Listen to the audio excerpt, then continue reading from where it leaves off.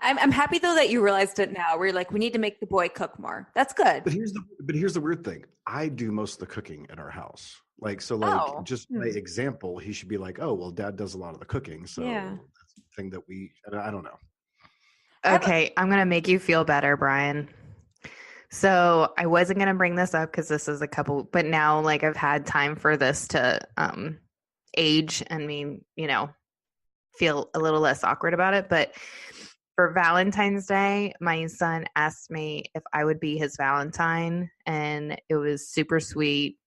And then he got to a little discussion with my husband because my husband goes, "All right, slow down, slow your roll, little man. Like I was here first." And he starts with the conversation of, "You haven't done anything to deserve her." Whoa. And then the next day, my husband tells me I really need to step up my game because I was in the car with him. And he said, "You know what, Dad? I'm pretty excited about being a guy and being a boy. I'm glad I was born a boy." And he goes, "Why is that, son?" And he goes, "Because you get to do nothing and the women just do everything." And He's not wrong. So he figured out how the world runs is essentially what he's saying. yeah. And my husband goes, "Son, you need to do as much as you can possibly around the house to help your mom, da da da." And then he was like, "I need to step up my game." I'm like, okay. Brian, Yeah. insert the song "Who Runs the World Girls" by Beyonce, maybe? Just here for like 8 seconds, maybe? Whatever we're legally obligated to keep in. Just a thought. Or just download it, you guys. Or on go your out own. and download it wherever you can download music legally. I don't think I'll ever get into an email chain with Beyonce's manager, but hey, you never know. So, weird obsessions for you. We talked about the Quest bars. I still Brian? love them. Oh, Brian. Yeah, Brian, My what about you? weird obsession actually came from our last episode. I've been thinking about joining this group for a while, but there is, we covered the abducted in plain sight episode on Netflix, and directly after that, I emailed my local chapter of BACA, which is, I don't know if you guys know this, but I'm What's a BACA? I ride bikes. It's Bikers Against Child Abuse. Oh, right. Okay. So basically, this group, it's an advocacy group for kids that are in danger or deadbeat dads, etc. And it's just a bunch of bikers that just show up at a place, and if there's a child in danger or something, they just kind of hang out around them. It's actually a really interesting group of people, and they've been working in our area for a long time. So let's see here. In that abducted in plain sight, someone got hurt, right? Like when they went to go, when there was when they were in court. Yes. BACA came to like block the entrance, so to say, or like be a part of that. And then he came through, didn't he? Was that what happened? Yeah. He came through and like, he kind of, but I just I love that show, and I hate that show so much. Like it's just there's so many reasons to like. Yeah. But that is also my awkward apology, calling everybody fucked up, because that show just reminds me how very truly messed up people are behind closed doors. It's true. Now that you've had a little bit of time for it to marinate, are you glad that we told you to watch it? Well, here's the thing. Like, my wife was a child advocacy counselor. So like I kind of knew a lot of these things were happening in current times. The show was actually based in the 70s, but even today, like a lot of this stuff's happening. And no, I don't know. I don't know. Well, nowadays it's escalated though. Like child trafficking and sex trafficking is a huge deal. This is just like an escalated form of that, right? Like it's what we're facing today. Yeah, and I have another friend of mine that works actually with the White House in not in this particular administration, but the prior one, but worked with child sex trafficking specifically. And interesting. It's just a bunch of really horrible information, and the more you learn about it, the more you just wish you could bathe yourself in Kahula and check out. Market deal. If you have not already, go ahead and follow us on It Got Weird Pod on Gmail, Twitter, Facebook, and then find It Got Weird on iTunes, Spreaker, Google. Laughable. Laughable. We want you to make this as seamless as possible. If you go and download and subscribe, many times it will then keep your place in case you get a pesky call in the middle of listening. And so go ahead and, and then go ahead and rate, and then go ahead and leave, it could be 2 sentences, try to summarize your experience in 2 sentences. I want to see who leaves the most creative 2 sentences. Reviews. Yeah, we could see what happens there. Positive. Yeah, I was thinking about that. I would like 5 stars. Yeah. If I could ask a favor. You could email us the negative ones. Yeah, at itgotweirdpod@gmail.com. This could be a nice early Christmas present, maybe, to give us the 5 stars. I'd be for it for the rest of the year.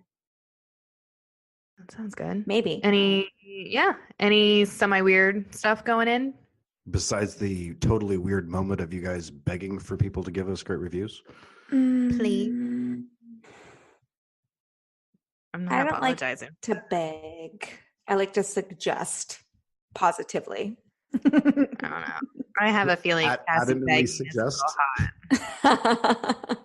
It's not true. It's not.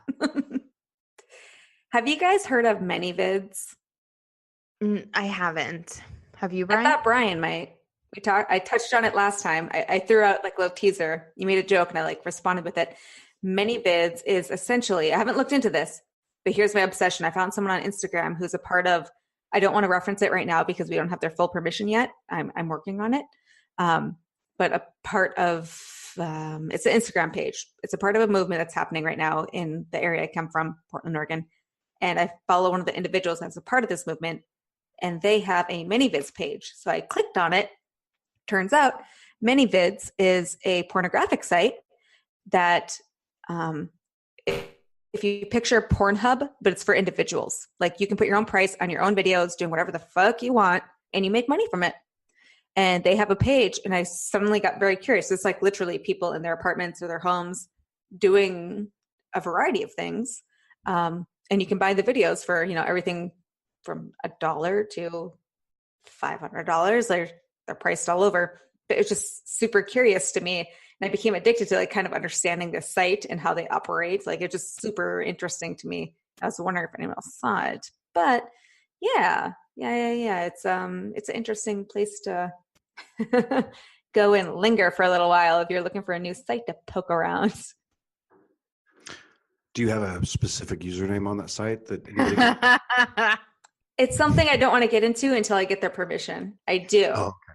But I want to make sure I get their permission. No, I meant, do you have a particular username? No, I haven't figured out what I want to charge yet. So I'm working with my financial advisor, and they're going to let me know what the range should be. I'm going through a labial exam first. So. Can I suggest a name for you? Yes, please. Ooh. Not Carson. Excellent name. I shall run with that. Also, the title of my new novel I'm writing next year. So thank you, Brian. Oh, man. So I had a friend tell me we were in conversations about dating people that it was just a bad decision. And somehow we got talked about, God, I don't even know how it came out. I'm trying to figure out how it came out. But she goes, well, I wanted to share. She's like, you can share this, but I didn't want to call in. I didn't want to email. So she told me about a time that she thought she had herpes. Oh, we got to give this person a name. How do you think you have herpes? What's this person's name, Jenny? Come on. Allison. Oh, Allison thought she had herpes. Allison thought she had herpes. Okay.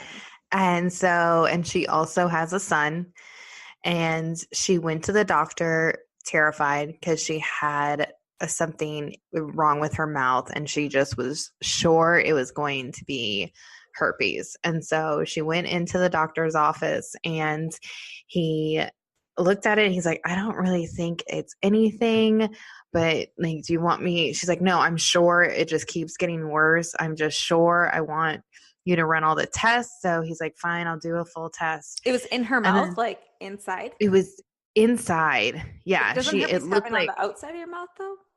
Like up on your mouth lip? I don't know. I thought herpes was on the outside. I don't know. Okay, go on. I don't know. So science. She just had weird. shit wrong with her mouth. She was for sure thinking that it was herpes. So he ran a whole bunch of tests. And then the next day she noticed that her son had stuff on his, like had a chapped lip, cold sore, whatever on his lip. And she was like, oh my gosh, I gave it to him. So she's in tears at the doctor's office. She goes to the doctor's office. She's sitting there and like people are looking at him. She's crying in the waiting room because she's like, I gave this to my son and blah, blah, blah, blah, blah. And she goes in and the doctor's like, what are you doing here? And she's like, I want you to test him too. And he's like, okay, you're a little paranoid. And she's like, no, I want you to go ahead and do it. And he's like, we haven't gotten the results back. It'll probably be tomorrow, whatever. And she's like, that's fine. And so they ran some tests on him. They come back and then he's like, okay, as suspected, there's nothing wrong with you. You don't have herpes. You don't have any STDs, and neither does your son. Can we talk about what that day looked like and kind of unpack it again? And like they went through the whole day and he's like, are you eating anything new? And she's like, no, nothing new. I just had pizza that day. And he was like, was it hot pizza? And she goes, yeah, who eats cold pizza? And he goes, did it like burn your fucking mouth? No. Please don't tell me that's what it was. Was it really? That's what it was. You know, I mean, I don't think you want her to have herpes, but I'm gonna just take so a step let back. me just make sure I'm clear on this. You can get herpes from eating pizza. You cannot.